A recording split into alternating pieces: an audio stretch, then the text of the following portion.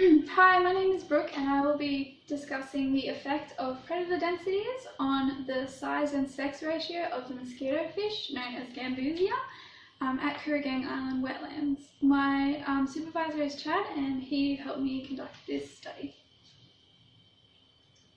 So in this presentation I will do a brief introduction, talk about the aims and hypotheses, talk about the methods that we used in the field and in the lab. I'll talk about the results that we found, the final conclusion, and the future works recommendations. So Gambusia is an invasive species that was introduced to Australia to reduce mosquito populations that were spreading diseases. Gambusia had a very distinct mouth that was promising in consuming mosquito larvae, as you can see in the picture. But what they found is that mosquito fish that solely feed on mosquito larvae end up resulting in a higher mortality rate and a decrease in development. They also found that due to this, the mosquito fish feed on basically all the other aquatic systems, or whatever food is available to them, including other invertebrates and phytoplankton and the plants that are in the wetlands. So an invasive species is a non-indigenous species that colonize natural areas and have adverse effects on the natural habitat. One of the major adverse effects that native species have is the extinction of native species. So Gambusia have a major influence on the local ecosystems that can impact native aquatic organisms such as frog species or other fish species, invertebrates, and it is even known to outcompete itself. Native predators can provide an effective and cost-efficient method of removing invasive species within an ecosystem. So predator-prey dynamics is an important part of understanding the effectiveness of predation on Gambusia, specifically for optimal foraging theory.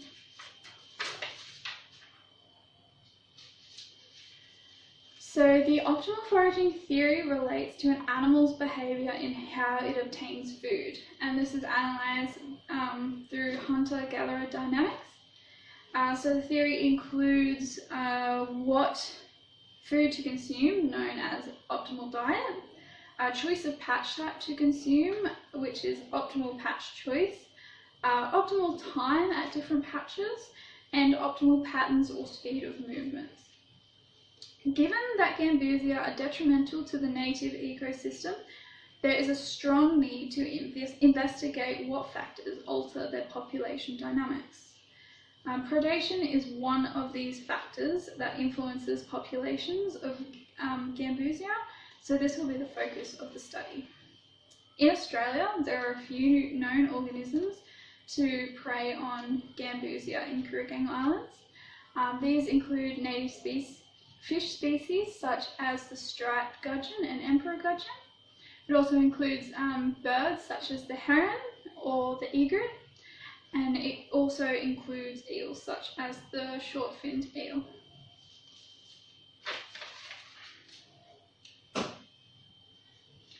The purpose of this study is to determine if predators of Gambusia alter their size or sex ratio. There are hypothesized that the sex ratio in Gambusia colonized water bodies that have Gambusia predators present will have a skewed sex ratio in favour of males, as they are smaller and therefore the predators will optimally forage the larger female Gambusia. So the area in which the study took place was at Kooragang Islands. This is located at the mouth of the Hunter River estuary and is approximately 5 kilometres from Newcastle. The site has been previously degraded due to agriculture, industrial development, commercial development, and resource extraction. Currently, the site is now being recognised as a significant ecosystem for a lot of the aquatic organisms that live there, and a rehabilitation project is now taking place at this site to restore that natural habitat. So a section of the wetlands is now recognised as a nature reserve and also as a Ramsar site, which means it has to be more protected than other areas. So our study, we sampled 72 wetlands at Kruger Islands, and data was collected from each of these. One of the methods we used to collect data at Kruger Islands included fyke netting. This process is the best way to capture species for recording. It's because fyke nets allow aquatic life that require oxygen to survive in them for longer periods of time. So therefore it is equipped to capture turtles or frogs without causing harm or fatalities. So when we found Gambusia in the fyke nets, we placed them in an ice bucket to humanely euthanize them. They were then taken from the ice bucket and placed in ethanol jars to be taken back to the lab for analysis. Another method we used to collect samples in the field were funnel traps. The funnel traps were used in wetlands that had a low water level, and also wetlands that had a high level of vegetation that was quite dense, and we couldn't get a fyke net in them. So when Gambusia were collected in this, the same process was used for the fyke nets. So once the Gambusia was taken back to the labs, we analysed them, measuring them and sexing them. The first thing we did was measuring them, so we measured from their snout to their tail in millimetres using a caliper. Then we then separated them into male, female or juvenile fish, counting the total number of each gender.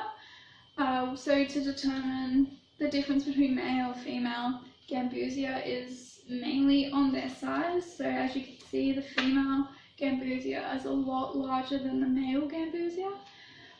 You can see the females have a very distinctive black spot on their lower abdomen also, and the smaller males in the bottom there have a really distinctive spike coming from their lower abdomen, and that's how you distinguish the two. And the juvenile fish, they have neither of these key distinguishing factors, so therefore we cannot define if they were male or female, making them juvenile. So then we also dissected striped gudgeon. This was to see what was in their stomach. So the stomach contents were dissected to find out if they had been consuming Gambusia. So once all of this laboratory data was collected, it was placed into a Microsoft Excel sheet to then conduct further statistical analysis. So to determine a difference in the sex ratio of Gambusia in the wetlands that have predators compared to the wetlands that didn't have predators, we used a chi-squared test that was conducted in Microsoft Excel. And then to determine if there was a significant difference between the mean lengths of a male Gambusia compared to the mean lengths of a female Gambusia, we used a t-test, a one-tailed t-test, assuming unequal variances, and we did this for 905 Gambusia. So the results of the size of Gambusia, it was evident from this graph that the female Gambusia were much larger than the male Gambusia. So the mean size of the average mean size of the female Gambusia was 34 millimeters, compared to the mean size of the male Gambusia, which was 26 millimeters. So there's quite a significant difference in size. So this means that based on the optimal foraging theory, the larger female Gambusia would be the optimal diet for predators, as they are larger and therefore they have a much larger nutrient content.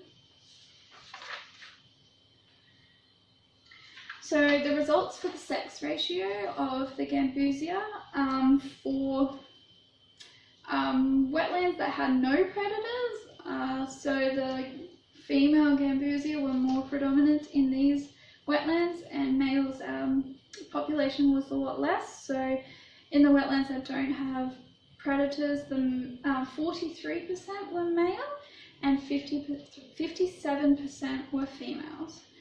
This was significantly different from the wetlands that did have predators. So in the wetlands that did have predators present, the female Gambusia were only 40% compared to the males, who was 60% of the population. So this may be due to the female Gambusia being larger and therefore being an optimal prey for predators due to their size and nutritional content.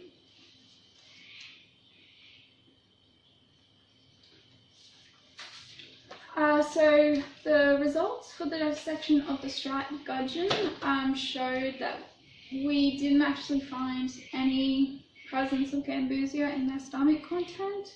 However, we did find other organisms and invertebrates in their stomach, and also we found a lot of striped gudgeon that didn't have anything in their stomachs. This study was affected by the sample size, as we didn't get to dissect many. We used the striped gudgeon were from previous captures at the Kruger Island, and so therefore there was not really any direct evidence that striped gudgeon preyed on Gambusia.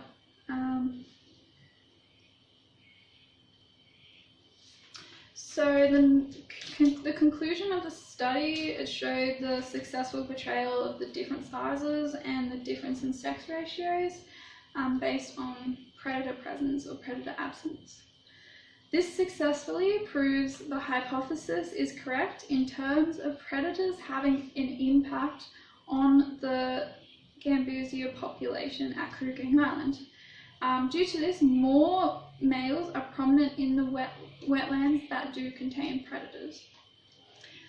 This study will also contribute to obtaining knowledge on finding a sustainable, successful and low-cost method in removing Gambusia from impacted wetlands.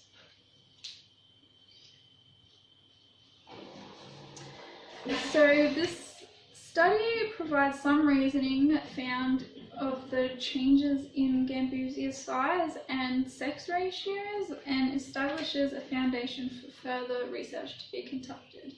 Some of this research could involve identifying the specific predators that impact Gambusia populations, and which of these predators has the greatest impact on the population, so which predator would be more likely to consume Gambusia. Also, a study to determine the success rate of using predation as removing Gambusia from the wetlands would also be a great study. I just also like to thank my supervisor Chad for his assistance with the project and the field and laboratory analyses, and helping me with the project. I would also like to thank all of the volunteers that helped us in the field and in the lab, and a special thank you to Maria for her support over the semester. Thank you.